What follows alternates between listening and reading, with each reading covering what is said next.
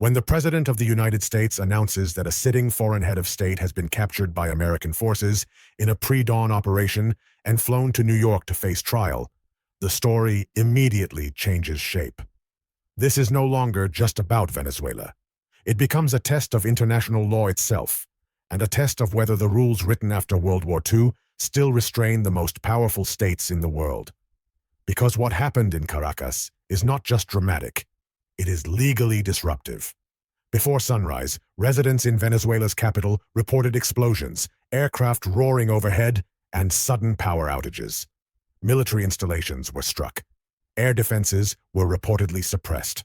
For several hours, parts of the city went dark. Shortly afterward, the President of the United States confirmed that Nicolas Maduro and his wife, Cilia Flores, had been captured by U.S. forces and removed from the country. According to U.S. officials, the operation involved elite special units acting on long-standing criminal indictments issued in New York, where Maduro has been accused of drug trafficking, terrorism, and corruption. The White House framed the operation as law enforcement, not war.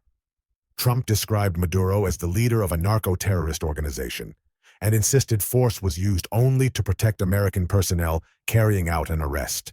But within the same set of statements, a second message appeared. Trump said the United States would temporarily run Venezuela to ensure a safe and orderly transition. He said he was not afraid of deploying boots on the ground, and he spoke openly about Venezuelan oil, describing it as a resource that would help pay for U.S. involvement. That mix of language matters. An arrest warrant does not normally involve airstrikes, disabled infrastructure, or discussions about administering another country's economy. Once leaders start talking about running territory and managing resources, the operation stops looking like extradition and starts looking like occupation. This is why legal scholars and diplomats reacted so quickly. Not because Maduro is widely admired, he is not, but because the justification being offered threatens to stretch international law past its breaking point. This operation did not come out of nowhere. For months, the United States had been escalating pressure on Venezuela. Naval patrols increased across the Caribbean and Eastern Pacific. Sanctioned oil tankers were seized or pursued. Drug interdiction operations intensified, and revenue flows into Caracas were increasingly restricted. By late 2025, U.S. officials were openly describing the situation as a hemispheric security threat. Washington designated alleged networks linked to Maduro, including the so-called Cartel of the Suns, as terrorist organizations. That designation is not just symbolic. Once something is labeled terrorism, governments gain political and legal space to treat it as warfare rather than crime. The vocabulary shifts. Policing becomes counterterrorism. Courts give way to command structures. At the United Nations, U.S. diplomats had already begun framing transnational criminal organizations as the greatest security threat in the Western Hemisphere, signaling that self-defense logic was on the table. The January operation was the culmination of that argument, which brings us to the core legal problem. International law is often described as vague, flexible, or political. In this case, it is actually quite clear. The United Nations Charter prohibits the use of force against the territorial integrity or political independence of another state. That is the default rule established in 1945 to make invasions abnormal rather than routine. There are only a few narrow exceptions. The first is authorization by the UN Security Council. There was none, and none was credibly claimed. The second is consent. A state may invite foreign forces onto its territory. Venezuela says it was attacked. Consent cannot be assumed, retroactively invented, or supplied by a government you wish were in power. That leaves one possible justification: self-defense under Article 51 of the UN Charter. The United States argues that Maduro's alleged narco-terror networks represent an ongoing threat to American lives, and that removing leadership was necessary to stop that threat. But this is where the legal reasoning becomes extremely thin. Self-defense under international law requires an armed attack, or an attack that is truly imminent. The response must be necessary and proportional to stopping that attack. Drug trafficking is lethal. It destroys lives.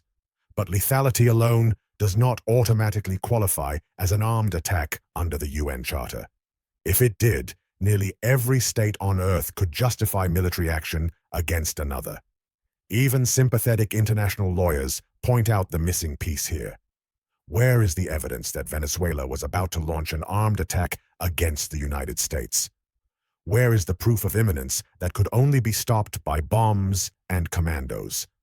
Without that, the legal foundation weakens dramatically. The United States also insists this was about law enforcement, but international law already provides tools for that. Extradition treaties, mutual legal assistance agreements, Interpol notices, diplomatic pressure. Those systems exist precisely to prevent criminal justice from becoming a justification for invasion. Once missiles replace warrants, the distinction between justice and war collapses. This is why legal experts have focused on one simple question. If this was an arrest, why were air defenses destroyed? At the United Nations, the reaction was immediate and cautious. The Secretary General warned that the operation sets a dangerous precedent and stressed that the UN Charter must be respected. Venezuela and regional allies pushed for an Emergency Security Council meeting backed by Russia and China. The United States invoked Article 51 self-defense. But enforcement is the real issue. When the accused state is also a permanent member of the Security Council, the body becomes less a court and more a stage. Resolutions can be vetoed, sanctions blocked, accountability diluted. Allies responded carefully. The British Prime Minister said the United Kingdom was not involved and emphasized the importance of international law. Diplomatic language for "do not involve us." Across Latin America, reactions split. Some governments condemned the action as imperialism. Others quietly welcomed Maduro's removal. Most waited, watching for one key answer. Would the United States leave, or would it stay? Because history shows that removing a leader does not automatically produce stability. It often creates a vacuum. Power struggles inside the military, fragmentation among institutions, and nationalist backlash, especially when foreign leaders speak openly about oil revenue and administration. That language resonates deeply in the region. When a foreign power talks about running another country and being reimbursed through natural resources, it triggers memories of trusteeships, occupations, and interventions that promised order and delivered resistance. This is why the precedent matters more than the personality of Nicolas Maduro. At Nuremberg, aggression was called the supreme crime, not because it is the worst atrocity, but because it is the doorway through which all others enter. Think of the UN Charter as a circuit breaker in an old building. It trips not because life is easy, but because too much current burns the wiring. You can bypass it and restore the lights for a moment, but you also remove the last device, preventing a larger fire. Once a great power demonstrates that it can remove a sitting head of state by force and justify it as counterterrorism, others will copy the template, and they will say the same thing. You did it too.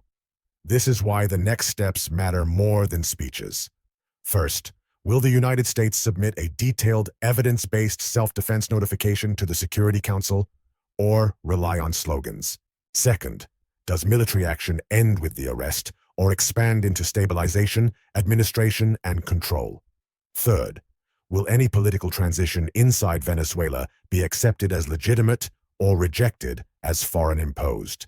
If those answers go wrong, the legal debate becomes academic, because the real story will no longer be about Maduro. It will be about whether the rules designed to prevent war still restrain anyone powerful enough to break them, and whether the circuit breaker that has held since 1945 has just been quietly removed.